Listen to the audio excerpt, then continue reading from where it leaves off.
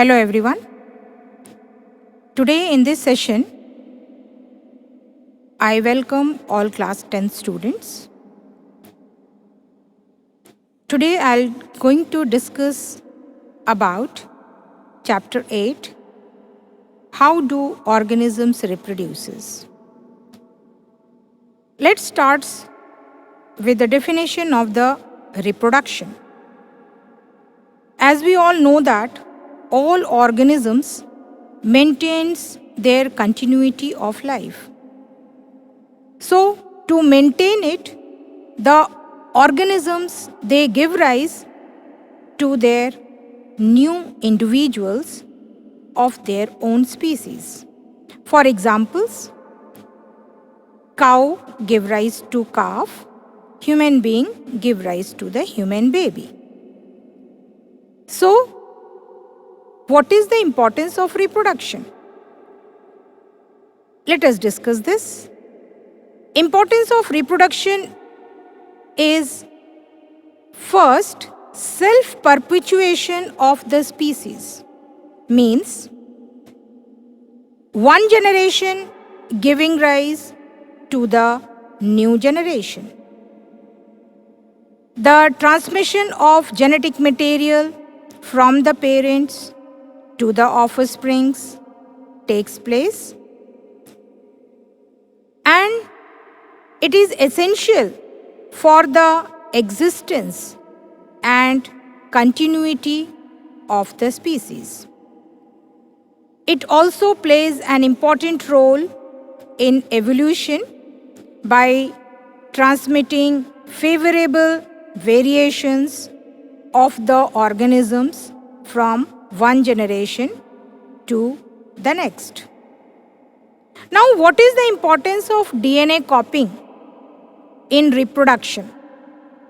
We all know that the chromosomes in the nucleus of a cell, they contain the information for inheritance of features from parents to the offsprings in the form of DNA molecules.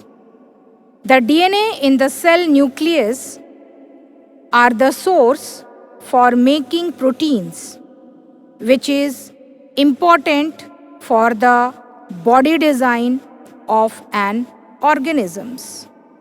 Hence, DNA copying is important in the organism's life. Now, DNA copying and variations. In the population, all organisms using their ability to reproduce and live in a particular well-defined habitat. So, the consistency of DNA copying during reproduction is important to adapt in a particular habitat. So, variation is useful for the survival of the species. Now, let us discuss modes of reproduction. There are two modes of reproduction seen in the living organism. First, asexual reproduction. Second, sexual reproduction. In asexual reproduction, in this mode, the single parent organism involved and no gametes are produced. Hence, the organisms produced are identical to their parents. For examples, fission, budding, regeneration, vegetative propagation, etc. Sexual reproduction. In this mode, both male and female organisms or parents are involved and they produces male and female gametes which fuses to form zygote, and offsprings produced are not identical to their parents and they show variations. Now let us discuss types of asexual reproduction. First, fission. In this mode, two or more new individuals are formed from a single parent and identity of the parent cell is lost. It is of two types, binary fission and multiple fission. In binary fission, the organism simply split into two equal halves during cell division, and the daughter cells formed are morphologically and genetically identical to their parent's body. For example, binary fission in amoeba, budding, euglena, paramecium, etc. Second type is multiple fission. In this mode, during unfavorable conditions, some single-celled organism develops a protective covering called cyst over the cell, and during the dormant period, the nucleus of the cell divides many times to form many nuclei, and many daughter cells are produced within the cyst. When the conditions are favorable, the cyst breaks and small offsprings are liberated in the environment. Example, Plasmodium, the malarial parasite, monocystic, etc. Second type of asexual reproduction is fragmentation. It is generally seen in lower plants like algae. In this, the fragments of the algal cell breaks up into many smaller pieces upon maturation, and each fragments grow into new individual. For example, Spirogyra. Second type is regeneration. This type of reproduction is generally seen in lower animals. Some of the animals have the ability to give rise to new individuals from their body parts.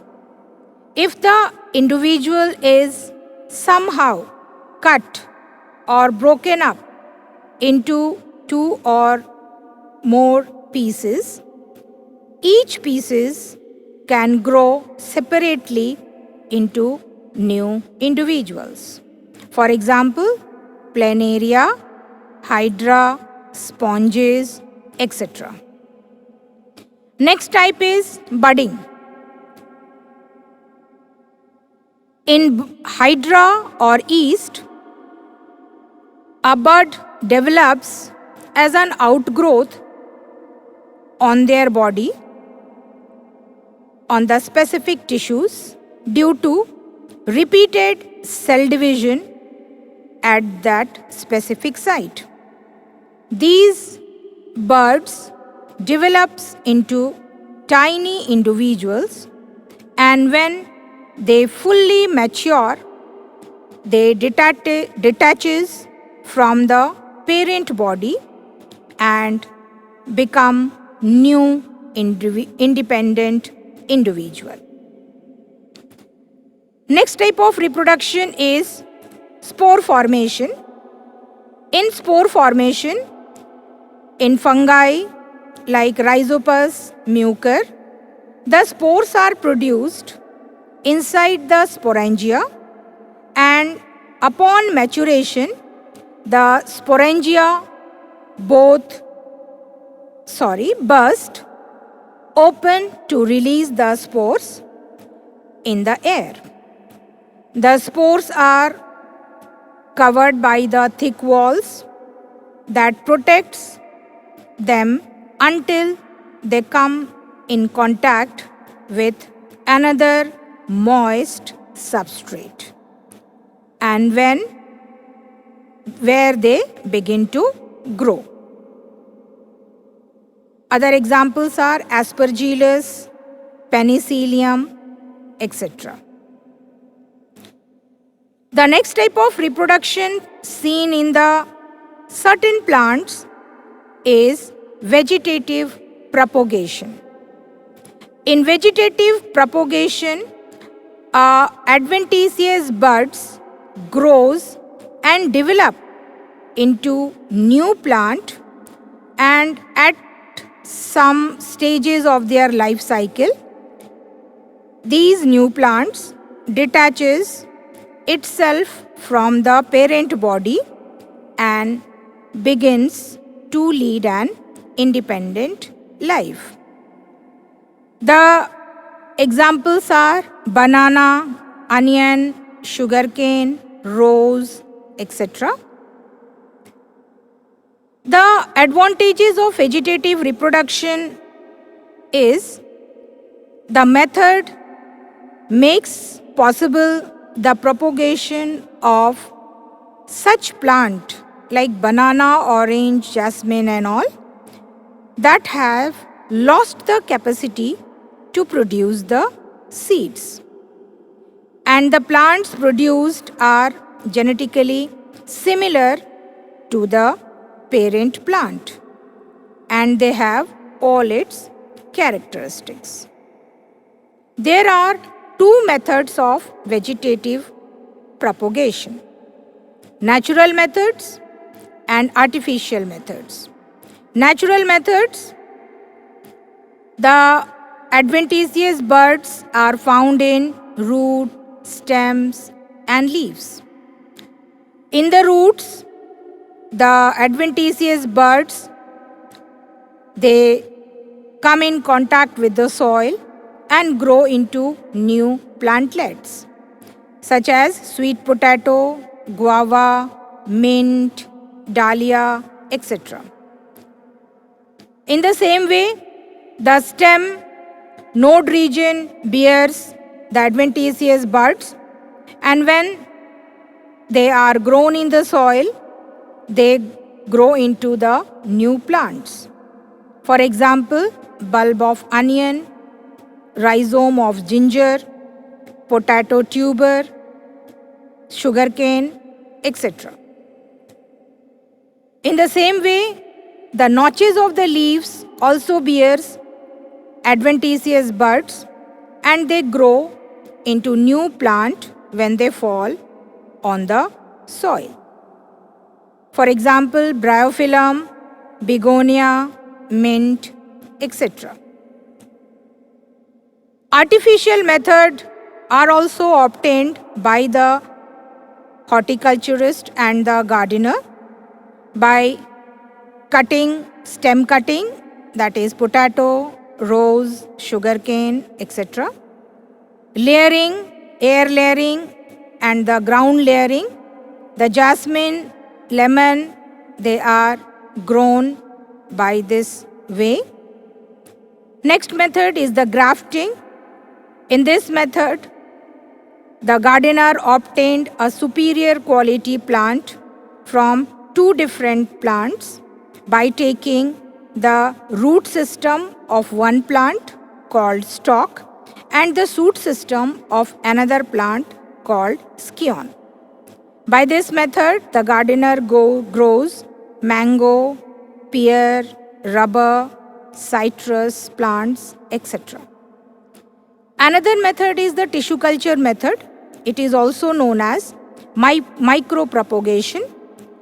It is a modern technique by which the small parts of the tissues grown in vitro and a new plant is obtained.